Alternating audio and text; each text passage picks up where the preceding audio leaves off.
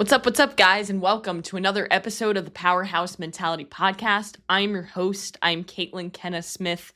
And in this episode, we are going to dive into the no-nonsense truth behind achieving success, or at least my experience with it. Now, that's not to say that I feel like I'm successful, because at the end of the day, I don't. I have a long way to go until I truly achieve what I want in my life. And to be honest, I feel like there's never a ceiling to this.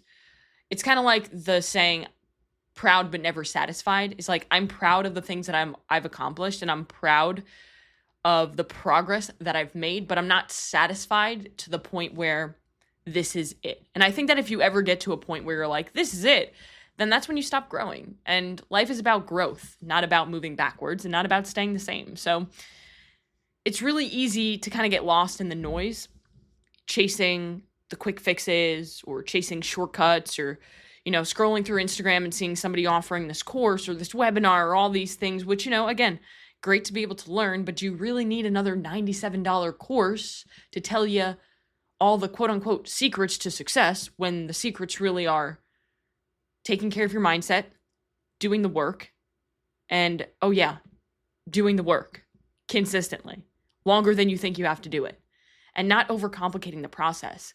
That's really what social media does. Overcomplicates the process, whether it be building a business, achieving success with your fitness goals. It's all the same. People overcomplicate the process. But real results really come from one thing, and that one thing is effort.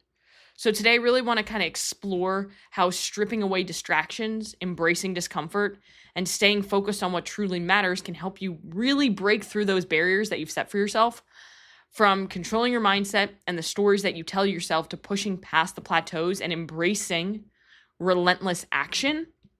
This episode is a call to stop making excuses and to start doing the hard work that creates true, lasting transformation. Not just that we made some progress and now, oops, we went backwards because we can't sustain it.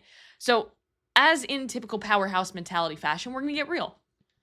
And I want to get real with you guys about what it really takes to level up and to make progress. And a lot of these things that I'm going to talk about today are literally just things that I've written down over the last week.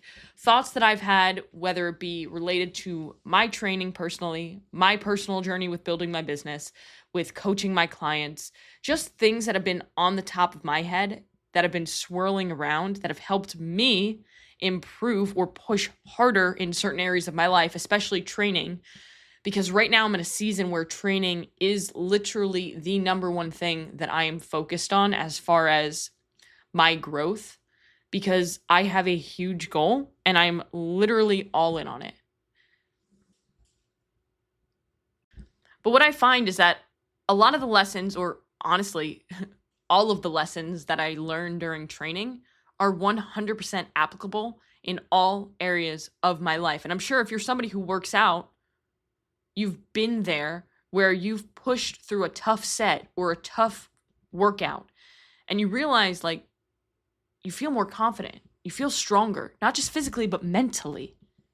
You're starting to understand that, hey, if I can get through this hard workout, what other things could I do in my life? I actually had a conversation with one of my clients earlier, and what I did is I programmed her, I programmed for her all her workouts. And the other day, or for today's workout, it was 3x20 single dumbbell step-ups. And I put in the notes, use a 50-pound dumbbell. And last night she texted me and she sent me a screenshot of it and rolled her eyes, gave me a rolled eyes emoji. We have that relationship, and I love my clients to death. And I just said, why are you rolling your eyes at me? And she just thought it was funny because I told her to do 50s or use a 50-pound dumbbell. Because there have been times in the past where I'll look at her training and I'm like, you could have gone heavier here. And we had this come to Jesus conversation about it. And since then, she's really pushed herself, and I couldn't be more proud of her. And so today, after she did that workout with the 50-pound dumbbell, she said, I was so proud of myself because I did that. And that's just one example. And I've had so many instances of this during my training where my coach will program a weight and I'm like, there's no way. And then I do it because I embrace the fear of failure. Like if I fail it, cool, I fail it. But I'm never going to be able to know unless I try. So all of that to say that everything that I'm going through with training right now can help in my real life, even though training is my real life, but you know what I mean. You're not somebody who's training to become a professional athlete. Maybe you are, but most likely you're not. So how can you take what I'm talking about and the lessons that I learned through my training and apply it to your life? Very easily. So a couple things I want to talk about. I'll just kind of go through them because really there's no direct list of things that I have for this podcast. Again, it's just thoughts that have been in my head that I wanted to kind of share with you guys, because what goes on in my head is a wild ride. And sometimes it feels nice to just share, because if it's helping me, maybe it'll help you.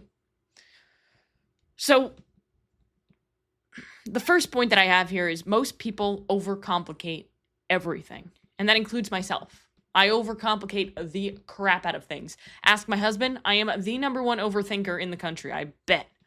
But I know that I'm actually not. I know that there are a lot of you out there who overthink everything. The amount of times that I have conversations with my clients about this same thing, even my own mother, most people overcomplicate everything.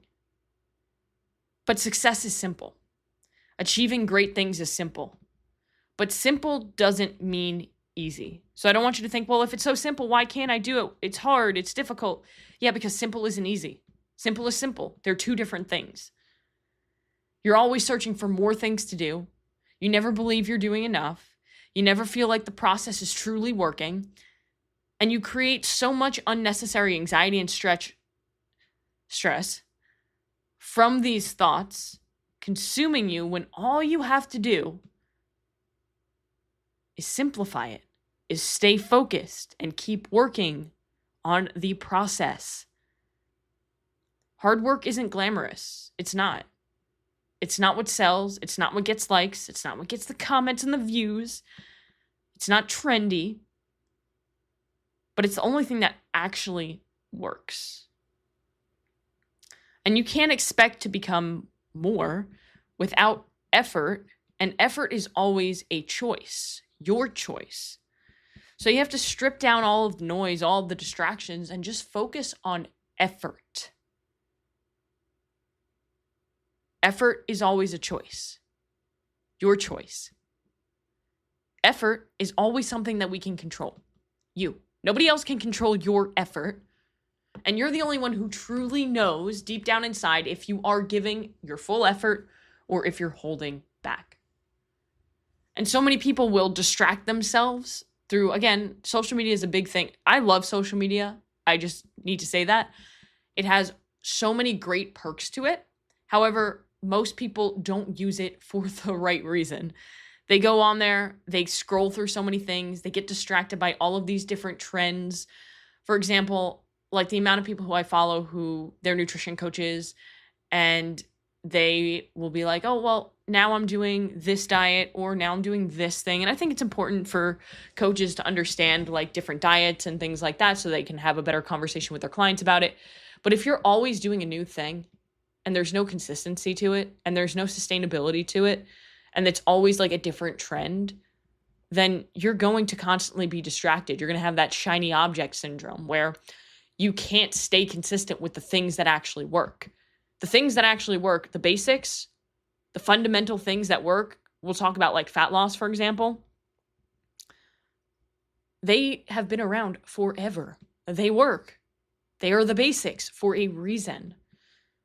And if you want to lose body fat, if you want to be healthier, if you just focused on protein, calories, whole foods, water, movement, strength training, sleep, you'd be fine. You'd get phenomenal results. You'd probably get the best results you've ever had in your life because you weren't thinking about cutting carbs, doing intermittent fasting, eating this food because this influencer told me that it's the best for fat loss, or taking this supplement because I saw it on Instagram and it said it was going to help me lose this amount of weight.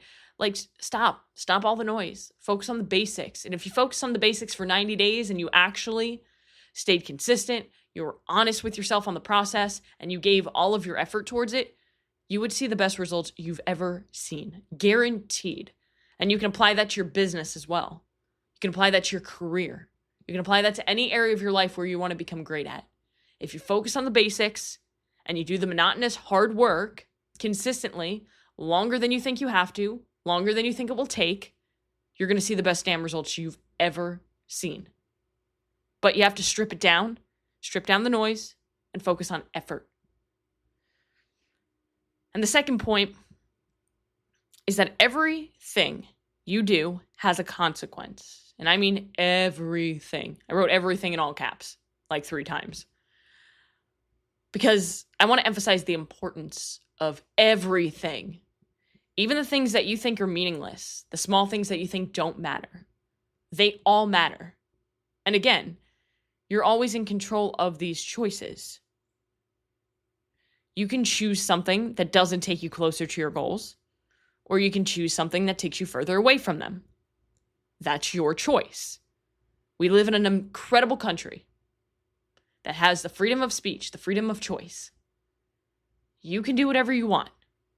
Nobody's stuffing Oreos down your face. And if they are, please seek help, because that is a problem. But all jokes aside, I don't think that's a problem for you. Right? If you want to be a healthier version of yourself, why are you going to grab McDonald's for some chicken nuggets at lunch when you have the choice to bring something from home that, one, makes you feel good? Because I know those chicken nuggets don't make you feel good. Stop trying to convince yourself that they do. But also something that fuels your goals. Like, what are you doing? You continue to complain about your circumstances, but you're unwilling to change them. And that's literally the definition of insanity. Doing the same thing over and over and over and over again and expecting a different outcome. Nothing changes if nothing changes. And I've fallen victim to this. And it's not in the way that like, oh, I was going to McDonald's every day when I wanted to be healthy. It's not that way. Like, it's not a secret that I've struggled with an eating disorder in the past. And it's no secret that I still continue to struggle with those eating disorder thoughts. And when I get very stressed, that is my outlet. My eating disorder starts screaming at me. Now, I've become stronger and more resilient to the point where, yes, I have these thoughts on a daily basis, but I usually don't give action to them. For example, if I'm having a bad body image day, like today, my head is screaming at me like, you don't need those carbs. You don't need that extra food. You don't need that. You should probably train harder, or you should do more, blah, blah, blah, all that noise. But I've gotten to the point where it's like, nope, I know I need this fuel. I know I need to be able to recover from my training. I know I need to be able to push harder in my training. I need to focus on the effort that I can in my training and not do additional crap that's not going to help me with my goals at all. Because I got to the point where I was doing excessive stuff. I was doing, weighted vest walks and extra runs, and I was not eating all of the 400 carbs that I should, and 385 is fine. Like, I was doing these things, and I got to the point where I had to ask myself, like, what are you doing? Like, you say that you want this. You say that you want to become stronger. You say that you want to become a professional athlete. But the things that you're doing, the actions that you're taking, say otherwise. And it's really easy to fall into that trap of just talking about the things that we want and then not actually acting like we want those things. And I was in that space for a very long time. The last couple of years, I've struggled through that. Where I was like, I really want to become this professional athlete. But I would only tell myself that. I told my coach that. But I only told myself that. It was even hard to tell my husband, like, I want to be a professional athlete. Because I didn't believe that it was possible. And the reason why I didn't believe that it was possible was because I was literally lying to myself. I was saying that I wanted one thing, but my actions said differently. My actions said, no, Caitlin, you don't want to be a professional athlete. You want to stay small. You want to stay fragile. You want to be the Caitlin who was skinny and had an eating disorder. That is the person that you want to become. And I had a realization at the beginning of this year where I said, what do I want?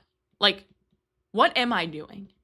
Because I'm just in this fucking endless loop where I'm telling myself I want this one thing, but I'm not actually doing everything required because I'm allowing my eating disorder, my thoughts, my fear hold me back. And so I made the choice to say, you know what? Let's do this. I want to become a professional athlete. And I've shared it with you guys. I've shared it with social media. I've shared it with everybody that I know that this is what I'm doing. And I'm all in. And that means overcoming my eating disorder thoughts on a daily basis to be all in. And it's scary and it's really hard. And there are a lot of days where I don't want to do it. But then I have training sessions like today where I start cycling the dumbbells faster than I've ever done it before. And I have more energy and I'm training harder because I have more fuel and I'm recovering better. So really, I want you to ask yourself, what do you actually want? And ask yourself after you answer that question, do my actions represent what I want? If somebody was watching my day-to-day, they were watching a day in the life video of you, would they say, yes, she wants to be that. She wants to be a professional athlete. Would they know that by looking at your day-to-day habits? Or would they think, oh, she's just chasing the calorie burn? Or, oh, she's restricting her eating? Or, oh, she doesn't want to lose weight? Like, what would they think? And it doesn't matter what other people think. I just want you to know that, right? Because if you want a goal, go chase it. But at the end of the day, if you aren't doing the work that's required to accomplish the goal that you say that you want, you're only lying to yourself. And a lot of the times, and this goes into the third point, the reason why we don't go all in on something is because we don't believe we can do it. And you can always use that as the excuse as to why it didn't happen. For example, if I don't become a professional athlete, I could always say, oh, well, I never let go of my eating disorder. I was kind of still restricting. I was still doing extra cardio. I could always use that as the thing to fall back on if I don't make it, right?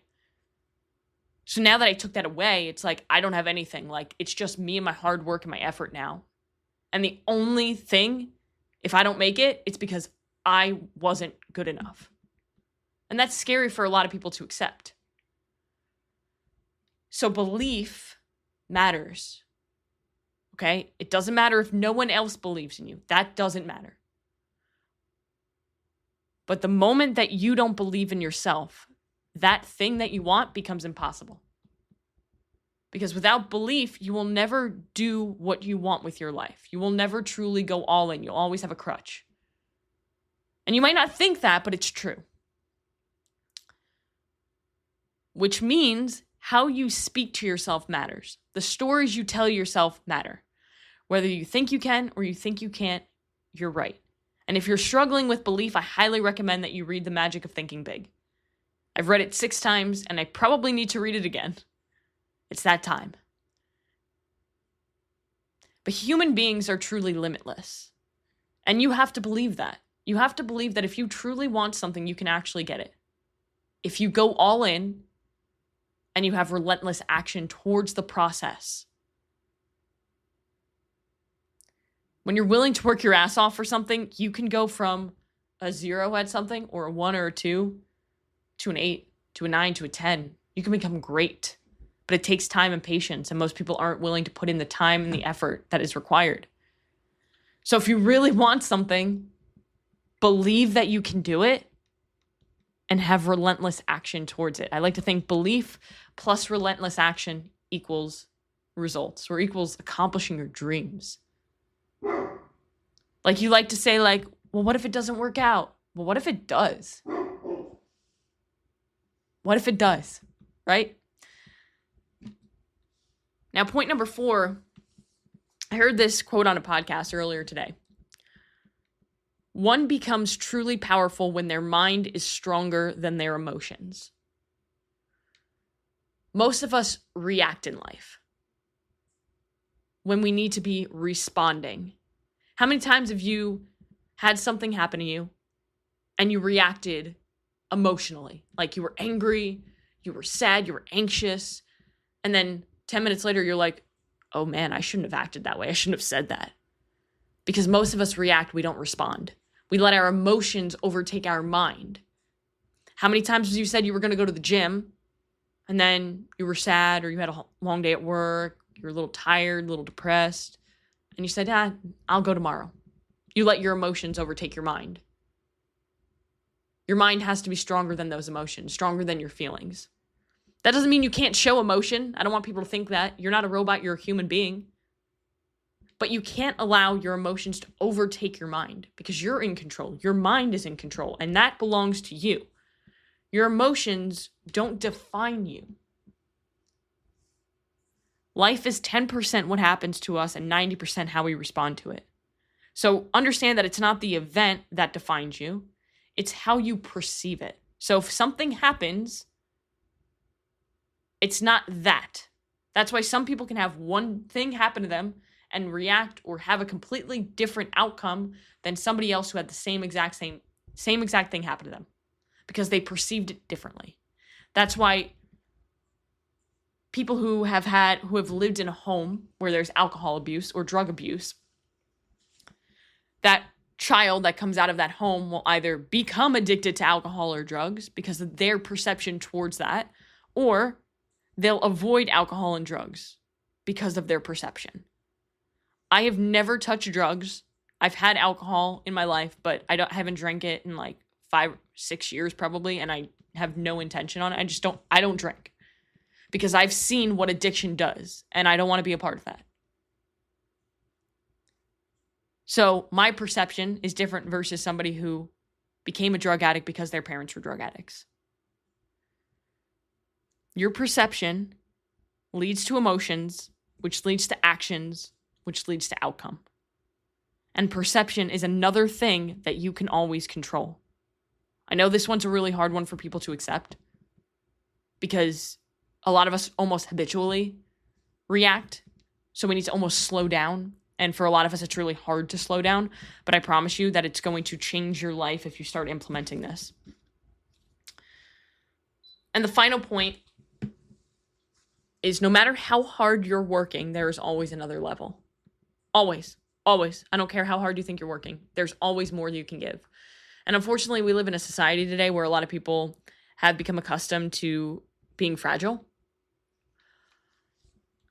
and being protected from suffering. And the reality is suffering is what makes us stronger. Discomfort is what makes us stronger. And again, that might hurt a lot of people's feelings. But if you weren't to suffer at all, you wouldn't appreciate life the way that you do now. Life would be not good without suffering. Suffering allows us to become stronger and more resilient. Resiliency is what gets you what you want in life. You will never be successful without resiliency.